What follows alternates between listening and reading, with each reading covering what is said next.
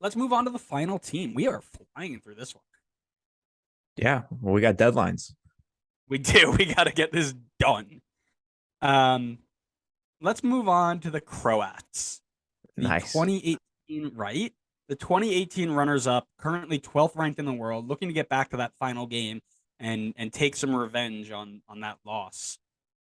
They survived a brutal Group H against Malta, Cyprus, Slovenia, Slovakia, and Russia, who didn't finish. They got kicked out. No, actually, they did finish. They came in second, then they got kicked out. Yeah, they went to the playoff and then they got They kicked did, out. and they got kicked out. They topped their Nations League group. That was pretty cool. They're in the Nations League final. Zlatko Dalic will be looking to repeat history because he did take them there to the final game in 2018. But the squad is just a bit older now. What that doesn't seem to have too much of an effect though. Talking about their last couple games. Yeah, so as you mentioned, top their group in the Nations League. Um, and that certainly was indicative of their last 5 games, which included a 1-1 draw against 4th-ranked France, 1-0 win against 10th-ranked Denmark, 1-0 win against France, 2-1 win against Denmark, and then to wrap things up, a 3-1 win against 34th-ranked Austria. So, gotta say, coming in pretty fire form. Yep. Yeah, they are. Um,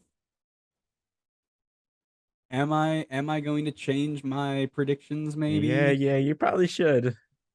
I already Let's talk. Let's imagined you talk. Let's had talk. Let's them. talk. Let's talk. Let's talk. Let's talk key players. Let's talk key players. Let's talk Luka Modric before I have to think about things. Okay. Um, the Croatian maestro. They call Messi the Argentinian Luka Modric. Modric. Yeah, Yeah, of course. he runs the show, right? 2018 Ballon d'Or winner, Real Madrid superstar. Again, if you don't know this one, look him up. Very, very good on the ball, great vision, good work rate. Play runs through him. You know what to expect when you get there. He's not like this where he's gonna have a game up here and then a performance down here. He's right down the middle. Well, actually, he's probably closer to the top, but he doesn't give you big swings. You know exactly what you're getting from him. Solid.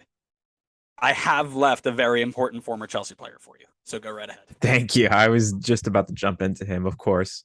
Well, not former Chelsea player, current Chelsea player. Is he Uh, on loan too? no, what do you mean? He's still the team, unless we're talking about different players. Oh, we're not. No, I have a note here. I had no idea he was still on Chelsea. Yes, Mateo Kovacic is the next player on the list here for top players. Still currently on Chelsea to break the news to you.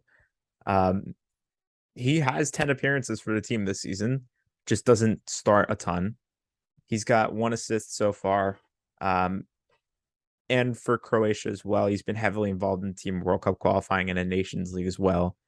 Because he's a midfielder, not necessarily super involved in the goals and assists, but as a Chelsea fan, I know what he can bring to the table. He's a really good dribbler from the midfield. He has really good ball control and possesses the ball very well. And he's certainly not afraid to track back and defend. He's someone who will put in the effort to do so. He's a great two-way player. It's going to be super crucial to play alongside Luka Modric and really solidify that midfield for them. Yeah, I figured you would throw him in there, so I have some notes on him. Just didn't want to spoil it for you, you know. Yeah, don't take my spotlight away from me. I've got one more. Me too. Also in the Premier League. Oh, we got different ones on this one. Ooh, I have Ivan Perisic, former Inter Milan, now Spurs player. Variety of roles, attack, defense. Very good in the air, great vision, reads the game. Defensively, he'll get on interceptions, he'll get stuck into tackles, he'll block crosses. In the attack, serves very good balls, keeps possession very well, makes good runs in behind. He's a dual threat. My guess is they're going to play him more as an attacker, much like in 2018. But I would be interested to see if they flex him out a little bit, throw him in the back line when if they're trying to preserve a point or so. Um, that being said, I think he's one of the top 3 players in this team and definitely somebody to keep an eye on. I'd be kind of surprised if he's the guy they go to try to lock things down at the end of a game. I He's know, but definitely that's what Spurs are doing. So yeah, well, he's an attacking player.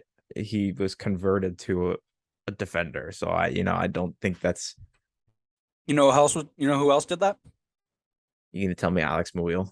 I'm going to tell you, Alex Muyl. Yes, he did. He's Nashville's right back. Let's go. Well, not anymore. Now they have an actual. Oh, you see what I did there, huh? Not anymore. Get it? No. I'm just gonna move on to the next player. I Oh, have Shaq Moore. yeah. Oh, I thought you were just upset with the joke. Wow, that one really got to you, huh? Please continue. Okay, I'm gonna dive into the next player. My last player on top players list, Josko Gvardiol. I'm actually a Okay. big fan of this guy. I think he's really good. He's in the Red Bull system, so I'm sure you know about him. Of Currently course, playing Red Bull makes for the world takes. yes, currently playing for Red Bull Leipzig. I like his versatility. Yeah, you can play him at center back, you can play him at left back. He's versatile across the back line. Um, Pretty young player, up and coming. Of course, rumored to Chelsea at some point. I'm sure he'll end up there eventually. Um, 13 appearances so far for Leipzig, only one clean sheet, but um, had a really good World Cup qualifying window for them, even if it was just only 4 games. Had 2 clean sheets in those games and a goal. I think he's going to be a key piece to this back line, especially for Croatia, even just going forward in the years. He's going to be one to watch for sure. And I think on the club stage, he's only going to get bigger. I think Leipzig is just the start for him. So he's one that I'm definitely going to be keeping an eye on as a crucial player in the back line for them. Awkward because I don't even have him in my starting 11. Ugh. Ooh, that is awkward for you. No wonder you have them outside of qualifying out of the group. Unlucky. I got him in a 4-3-3. Unless you have more to say. Nope, that's it. Don't. Good because I didn't care. Um, I've got Livakovic in goal. Juranovic, Vida, Lovren, and Sosa in the back four. Brozovic, Kovacic, Modric in the middle three. Palisic, Kramaric, Perisic in the front three. Wow, we have a very different team. I think we have the same formation too, but we have very different teams here. So yeah, I've got them in a 4-3-3 as well. Livakovic in goal. From left back to right back, I've got Sosa, Gvardiol, Sutalo, and Stanasic. Midfield three of Brozovic, Kovacic, Modric. And then my front three is Perisic, Vlasic, and Kramaric. That's a lot of itches. Oh, that was a run of 7 straight itches. Hope you got some anti-itch cream. Oh, boo. Boo. Uh, all right. We went pretty quickly through that, mainly because we didn't ask a bunch of questions related to MLS. So, um, yeah, not a ton of MLS representation in here, is there? Outside of Canada. Yeah, well, Canada's making up for the rest of the teams. Correct. I mean, realistically, right? You've got one team that's going to win. Like, really, we should scale it on MLS ability, which means that while Canada may not finish like top two, with the MLS scale attached to it, they're clear. So great. Really, what you're telling me is that Greg was thinking 300 IQ when he made his selections for the team, Big facts. Big and, facts. and we're Oh, gonna win it all. We have to easy, now, right? Based on the MLS scale. easy, easy.